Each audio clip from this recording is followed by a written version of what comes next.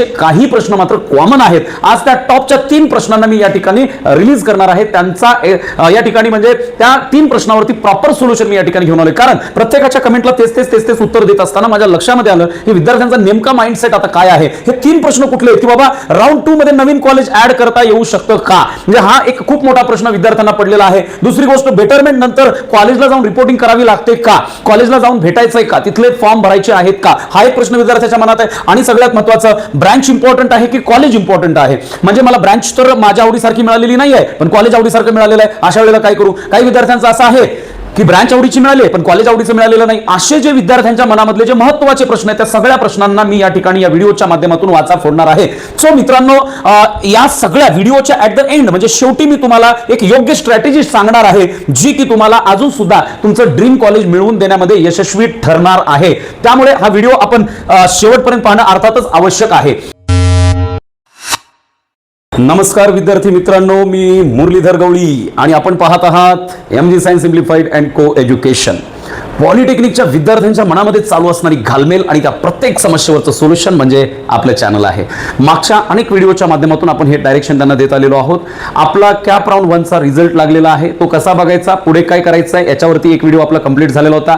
त्यानंतर betterment important आहे का फ्रीज करणे इम्पॉर्टंट आहे, दोन्हीमध्ये काय कन्फ्युजन आहे किंवा काय क्लॅरिटी आहे, सगळं एक व्हिडिओ एका स्वतंत्र व्हिडिओमध्ये आपण कालच्या आपल्या सगळ्यांना सांगितलेलं आहे. एवढं करून सुद्धा ह्या दोन्ही व्हिडिओवरती आलेल्या असंख्य कमेंट्स आणि त्याचबरोबर माझ्या व्हॉट्सअपमध्ये किंवा डायरेक्ट कॉल करून प्रत्यक्ष काही जणांनी बोलले. आणि मग विद्यार्थी रत्नागिरीतला असो, साताऱ्यामधला असो, अमरावतीचा असो, सांगलीचा असो की कोल्हापूरचा असो का आमच्या लातूर मधला असो, कुठला का असत नाही, एक गोष्ट कॉमन मला लक्षात आलेली अशी आहे की महाराष्ट्रभरातून वेगवेगळ्या जिल्ह्यातून वेगवेगळ्या ठिकाणाहून विद्यार्थी माझ्याशी बोलले.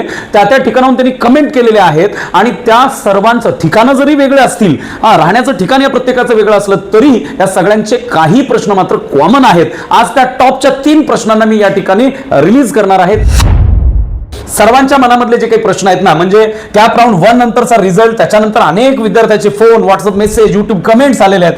प्रत्येक कमेंट काळजीपूर्वक वाचलेली आहे आणि आश्चर्याची गोष्ट अशी होती, काय म्हणालो मी आताच, की महाराष्ट्रातल्या वेगवेगळ्या जिल्ह्यातून जरी विद्यार्थी असले, त्यांचे मार्क्स वेगवेगळे जरी असले, कॅटेगरी वेगवेगळ्या जरी असल्या तरी जवळपास सगळ्या विद्यार्थ्यांचे काही कॉमन प्रश्न निघाले आणि ते 3 अत्यंत महत्त्वाचे कॉमन प्रश्न आजच्या व्हिडिओमध्ये आपल्याला कव्हर करायचे आहेत. कुठले 3 प्रश्न आहेत? कॅप राऊंड 2 मध्ये नवीन कॉलेजेस ऍड करता येतील का, प्रिफरन्स बदलता येईल का, हा एक अतिशय महत्त्वाचा प्रश्न आहे. दुसरा प्रश्न विचारला गेलेला आहे, बेटरमेंट घेतल्यावर कॉलेजमध्ये रिपोर्टिंग करायला जायचं का, कॉलेजचं टिंग टॉंग दार उघडायचं का, हा एक प्रश्न आहे. आणि तिसरा प्रश्न आहे, चांगलं गव्हर्नमेंट पॉलिटेक्निक कॉलेज घ्यायचं का आवडती ब्रँच घ्यायची, हे डिपेंड म्हणजे कशावर आहे, नेमकं काय करावं. प्रचंड कन्फ्युजन मध्ये विद्यार्थी आहेत. तुमच्या सगळ्या समस्याचं समाधान मी आहे, टेन्शन घेऊ नका. आपण आपल्या व्हिडिओला लागूया, कामाला लागूया. बघा, हा व्हिडिओ का बघायचा आहे हे प्रश्न तुमच्या जर मनात असतील तर व्हिडिओ नक्की शेवटपर्यंत बघा. कारण आज फक्त मी उत्तर देणार नाही तर प्रत्येक गोष्ट एकदम एक्झाम्पल सहित, उदाहरणासहित, संदर्भासह स्पष्टीकरण असणार आहे.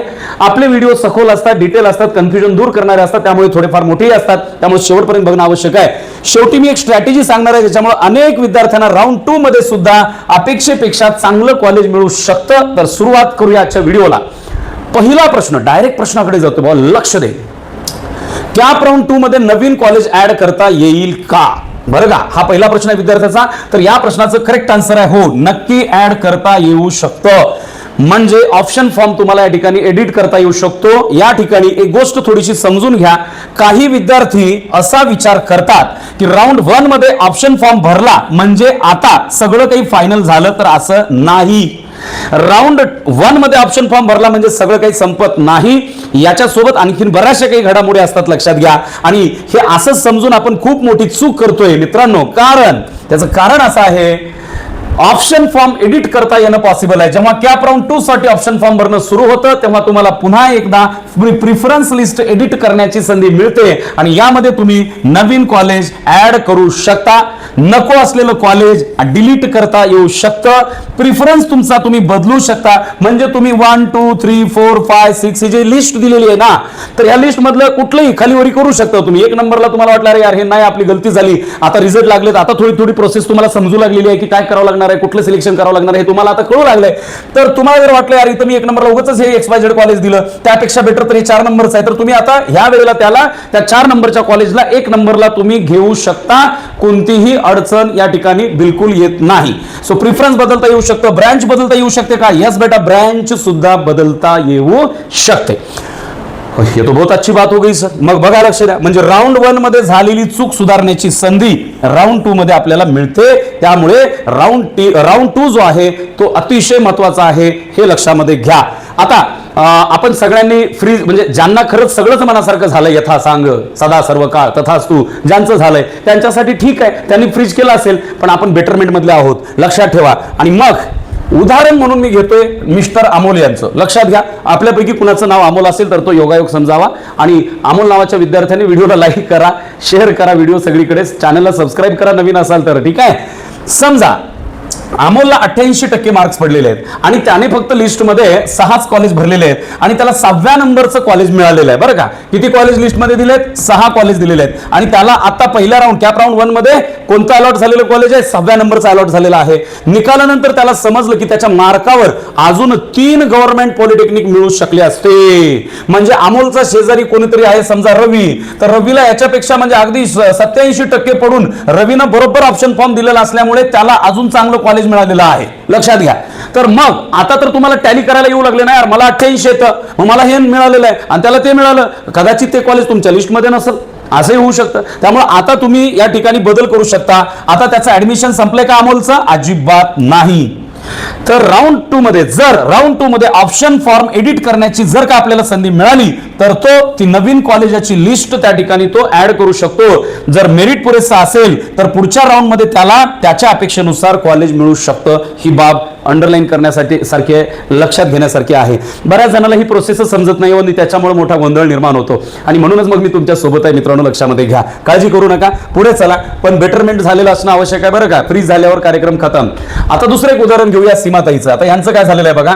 समजा सीमाला कम्प्युटर इंजिनिअरिंग हवी आहे. काय पाहिजे? कम्प्युटर इंजिनिअरिंग पाहिजे. पण तिनं घाईमध्ये IT ब्रांच पहिल्या नंबरला भरलेली आहे. ठीक आहे. निकालानंतर तिच्या लक्षात आलं की कम्प्युटर ब्रांच भरायचीच राहून गेली आहे. Oh my God, this is deadly bad. मग आता काय बाबा? तर राऊंड 2 मध्ये ती कम्प्युटर ब्रांच तुम्ही ऍड करू शकता. खोपडी में आ रहा है कुछ, समझ रहा है ना? आता ठीक आहे. म्हणून ऑप्शन फॉर्म हा फक्त फॉर्म नसून तो तुमच्या करिअरचा रोड मॅप आहे. काय आहे?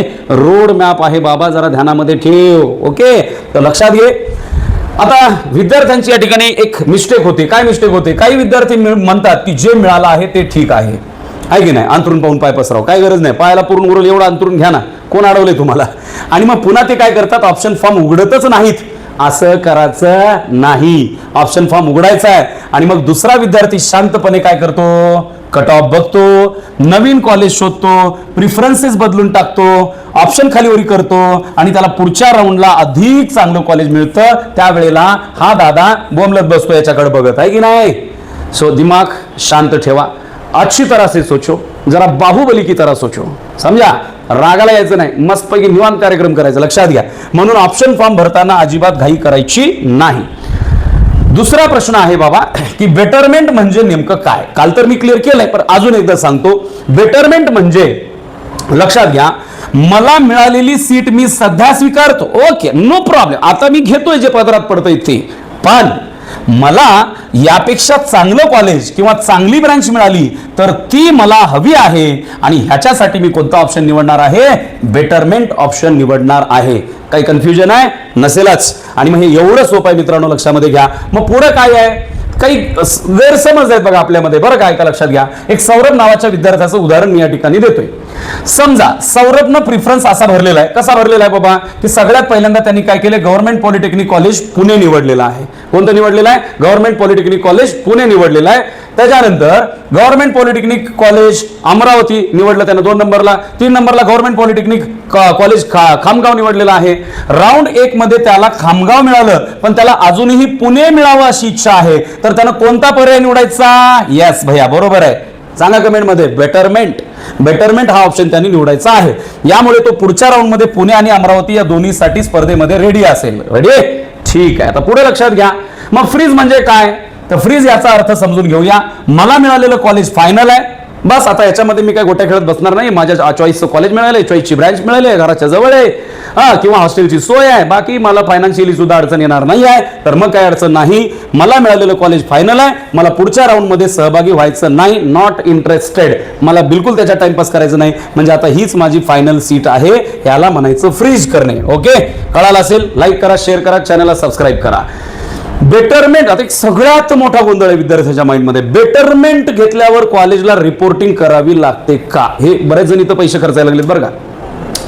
बेटरमेंटचा ऑप्शन निवडल्यानंतर आम्हाला जे कॉलेज अलॉट झाले राऊंड 1 मध्ये, पहिल्या कॅप राऊंडमध्ये जे कॉलेज अलॉट झालंय तिथं आता आम्ही ऑप्शन फ्रीज तर निवडला नाही, बेटरमेंटचा निवडलेला आहे. पण मग मुद्दा असा आहे की आम्ही त्या कॉलेजला जाऊन भेटायचं आहे का, डॉक्युमेंट वगैरे काही द्यायचे आहेत का त्यांच्याकडं? तर आन्सर आहे अजिबात नाही, टाइम आणि पैसा खर्चायचा नाही. तर हा प्रश्न बरेचसे विद्यार्थी विचारत आहेत. तर याचा आन्सर आहे ऍडमिशन प्रक्रियेत DTEनं दिलेल्या सूचनानुसार आपल्याला वागायचं आहे. आता एक लक्षात घ्या, मुळात मी जरी नाही म्हणालो बरं का, आता मी नाही म्हणालोय, पण 100% थोडंसं काय करा, जाण्यापूर्वी थोडं पुस्तक वाचा ना DTEचं, आहे की नाही. त्यांनी काय म्हणलंय अगोदर ते समजून घ्या. सामान्यतः बेटरमेंट निवडल्यावर तुम्ही पुढील फेरीसाठी पात्र राहता, तर रिपोर्टिंग कधी आणि कशी करायची हे त्या वर्षाच्या अधिकृत कॅप शेड्यूल आणि सूचनानुसार ठरतं. त्यामुळे वेळोवेळी ते तपासा. म्हणजे खरं तर गरज नाही, पण तरीही एकदा DTEचं जे शेड्यूल आहे तुमच्याकडे दिलेलं ते थोडंसं तुम्ही चेक करून पहा. रिस्क थोडीशी आहे याच्यामध्ये.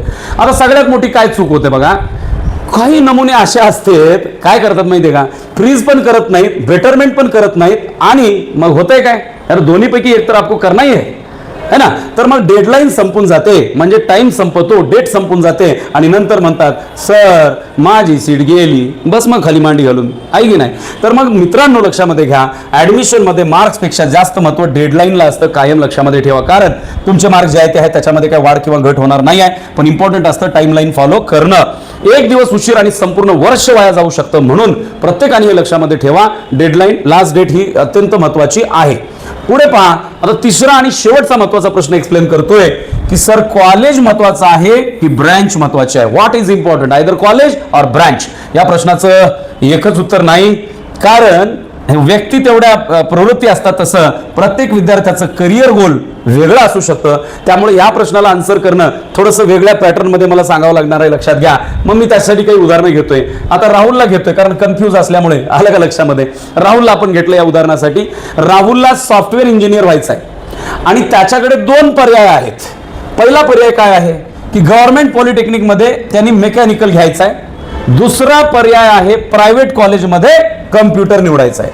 आता मला सांगा, राहुलचं टार्गेट काय आहे बाळांनो? त्याला सॉफ्टवेअर इंजिनियर व्हायचं आहे.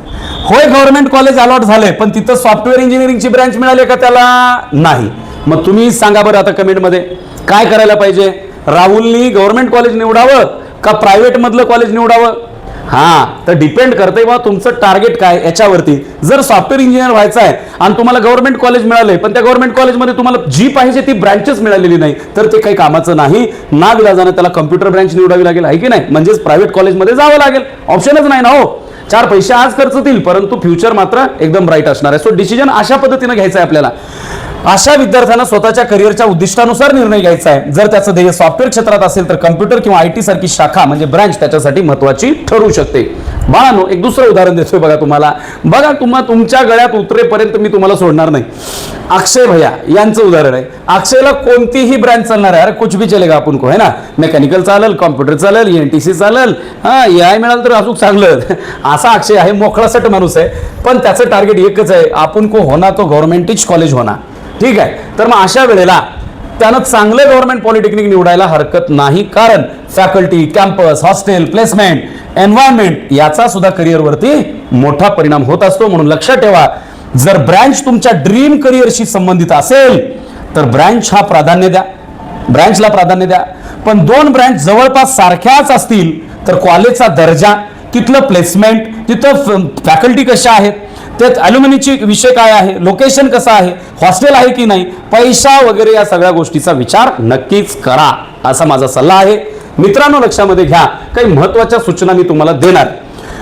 Round 2 cap round 2 polytechnic cap round 2 साठी काही महत्त्वाच्या सूचना ह्या फॉलो करा. भविष्य उज्ज्वल आहे तुमचं, लक्षात घ्या. ऑप्शन फॉर्म शेवटच्या दिवशी भरायचा नाही. मग कधी सर शेवटचा दिवस झाल्यावर भरू? अरे येडं, शेवटच्या दिवशी नको भरू बाबा, प्रॉब्लेम येऊ शकतात. त्यामुळं 1 डे बिफोर अगोदरच ते कंप्लीट करून टाक. डेडलाईनला तिथं जाऊन भरला पाहिजे, म्हणजे त्याच दिवशी भरण असं नको, त्याच्या आधीच भरून टाका. प्रिफरन्स नेहमी ड्रीम कॉलेज पासून सुरू करा. पर्सेंटेज किती करायनात आपल्याला, ड्रीम कॉलेज आणि ड्रीम ब्रँच हे 2 लक्षामध्ये ठेवायचं. कळते का? नाही मिळाल्यास आपलं पाहिजे ते तर म्हणजे मार्कानुसार तर जे पाहिजे ते मिळणारच आहे ना. आपका चॉईस तो पहिले बताओ, ख्वाहिश का आहे ती तर आधी सांगा. बाकी मिळेल का नाही मिळेल हा नंतरचा प्रश्न आहे. आपण त्याला पात्र आहो का नाही तो नंतरचा प्रश्न आहे. लक्षात घ्या. कट ऑफचा अभ्यास करा जरा. लोक म्हणजे आता पहिला राऊंड झाला, पहिल्या राऊंड मध्ये कट ऑफ कसा आला, कुठले कुठले कॉलेजेस अलॉट झाले, किती टक्केच्या पोराला काय मिळालेलं आहे, याचा थोडा अभ्यास करा. अफवांवरती अजिबात विश्वास ठेवू नका आणि गवळीचं सुद्धा ऐकू नका. शेड्यूल आणि टाइम टेबलसाठी आणि सूचनासाठी आता ह्या जो व्हिडिओ मी बनवलेला आहे याच्यामध्ये सुद्धा काही गोष्टीमध्ये म्हणजे एरर असू शकतात. तुमच्याकडे शेड्यूल आहे, डीटीनं दिलेलं शेड्यूल तुम्ही लोकांनी फॉलो करायचं आहे. अधिकृत डीटी नोटीस नियमित पाहत राहा आणि प्रत्येक डेडलाईन कॅलेंडरमध्ये लिहून ठेवा. कोणताही निर्णय घाईमध्ये अजिबात घ्यायचा नाही. अतिघाई डायरेक्ट मसनात घेऊन जाईल, लक्षात ठेवा. आणि म्हणून मित्रांनो, कॅप राऊंड 2 हा अनेक विद्यार्थ्यांसाठी दुसरी आणि अत्यंत महत्त्वाची संधी असते. योग्य माहिती, योग्य प्रिफरन्स आणि योग्य वेळी घेतलेला निर्णय तुमच्या स्वप्नातलं कॉलेज तुम्हाला मिळवून देऊ शकतो. लक्षात घ्या. आणि चुकीचा जर निर्णय झाला तर संपूर्ण वर्षावरती आणि आपल्या करिअरवरती याचा निगेटिव्ह इम्पॅक्ट पडू शकतो. त्यामुळे प्रत्येक स्टेप विचारपूर्वक घ्या, कुठेही मिस्टेक करू नका. एक लक्षामध्ये घ्या बाळांनो, मागच्या काही दिवसापासून आपण सातत्याने पॉलिटेक्निक ऍडमिशन प्रोसेसला अप्रोच करण्याचा आणि विद्यार्थ्यांच्या समस्यांना वाचा फोडण्याचा प्रयत्न या ठिकाणी करतोय. जर अजूनही तुमच्या मनामध्ये काही डाऊट असतील, शंका असतील तर कमेंट बॉक्समध्ये 4 गोष्टी लिहा फक्त. एक तुमचं SSC पर्सेंटेज, 10वीचे मार्क्स, तुमची कॅटेगरी, त्याच्यानंतर हवा असलेली ब्रँच तुम्हाला आणि हवा असलेलं कॉलेज, या गोष्टी मेन्शन करा. मी शक्य तितक्या विद्यार्थ्यांना मार्गदर्शन करण्याचा प्रयत्न करेन. हा व्हिडिओ तुमच्या मित्रांना शेअर नक्की करा. लक्षामध्ये घ्या, अजिबात लाजू नका. महत्त्वाचा व्हिडिओ आहे आणि अशाच admission updates, cut offs, analysis आणि पॉलिटेक्निक गायडन्ससाठी MG सायन्स सिम्प्लिफाईड या चॅनलला सबस्क्राईब करा. बेल आयकॉन प्रेस करून ऑल सिलेक्ट करा. भेटूया मित्रांनो पुढच्या व्हिडिओमध्ये नवीन माहिती सोबत. तोपर्यंत जय हिंद, जय भारत.